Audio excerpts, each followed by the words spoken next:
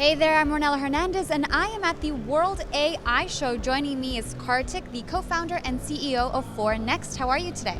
Doing very well, Hanan. Thank you.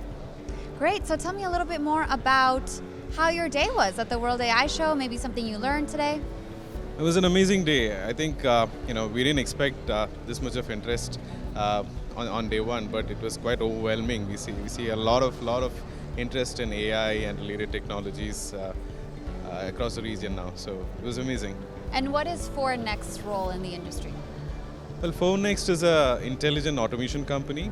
We provide services around process automation plugged in with AI and help businesses optimize their business processes and leverage some of these new cutting-edge technologies into real business problems. Okay, can you give me maybe an example of that? How you help a certain client to better his business practices? Sure, absolutely. It's as I said, we build these solutions that help address real-world business problems, such as, for example, customer care. We build chatbots or conversational AI that plugs in technologies like large language models and GPT to respond to customers and act as how real humans would interact with customers. That's one example of interactive AI helping solve customer problems. And another area would be in terms of business process automation. Processes like say your accounts payables, invoice processing, or your operational reconciliation processes. We use Boring technologies, yeah, some of the boring stuff, but that's really what brings in the efficiencies at the bottom line and top line. So those are the kind of automations that we take care of. Okay, I see. And so what other kinds of use cases have you been seeing in the market so far? I mean, ChatGPT is huge right now, so this chatbot interface is gaining popularity. What other use cases, maybe the medical Yeah, field? absolutely. I think there's a lot of interest in generative AI technologies on a whole. Not just ChatGPT, but even if you look at content creation, there's a lot of buzz around how creators are using these AI-based platforms to generate content, and even businesses leveraging the same to better optimize the communications within businesses, across businesses, and yeah, it's been quite transformational over the last 1 year with the advent of these new technologies. Right, it feels so fast. And so what are some of the challenges and advantages of integrating AI into our businesses? Well, challenges I would say, is that a lot of times businesses are not really aware of what the possibilities are, and they expect a lot from it. And for AI to really work, for some of these algorithms to really work, we require large amounts of data, which some organizations may not be maintaining efficiently. So that's one of the challenges where the lack of data is restricting us from implementing some of these AI-based algorithms. Okay. So lack of data, or maybe not properly analyzing data that is Yeah. there? Absolutely, both, I guess.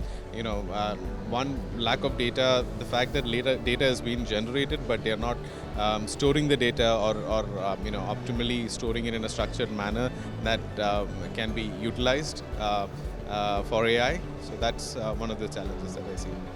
Okay, I see. And then what's the best way for businesses and also just regular people to prepare and get ready for this wave of AI technology that's hit us? I think people need to be a little more conscious about the implications of adopting technologies like this, especially in terms of privacy and data security. Because although you have a lot of models available online on the cloud, enterprises need to be careful when adopting and when sending data out into the cloud for manipulation by these algorithms and models. Okay, so can we dive into that a little bit more, the security, privacy, maybe ethical concerns that exist? Absolutely. I think we've had some examples in the news as well recently where company data was put out into the cloud while using ChatGPT, and that got exposed to the public. Very sensitive information such as company financials and proprietary customer data and things like that can get exposed outside the boundaries of the company network when leveraging systems like this that's hosted on the cloud. So that's one aspect that needs to be taken into consideration. Definitely. And what would you say to someone who is fearful about AI and about all this change? Well, I think as you can see, it's being already extensively used to improve the quality of output that comes from people. For example, I know a lot of people who are using ChatGPT to write emails more effectively, right? To save time. And to save time, that too. But so it's a technology that we shouldn't be afraid of using.